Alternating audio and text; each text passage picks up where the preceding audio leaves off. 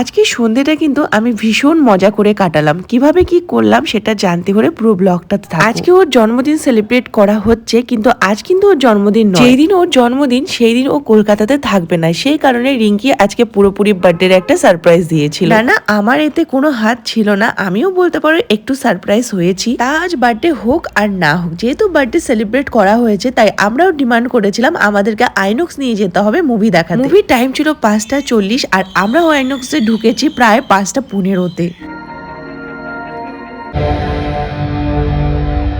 অনেকগুলো দিনের পর আমরা এমন মুভি দেখতে গেলাম, আর আমি তো বলতে পারো প্রায় 10 বছর পর মুভি দেখতে এলাম, তাও হলে। এরপর ইন্টারভেলে আমরা একটু বাইরে বেরিয়েছিলাম আর ভেবেছিলাম পপকর্ন খাবো, কিন্তু সত্যি বলতে এত দাম ছিল যে আমরা আর পপকর্ন নেইনি।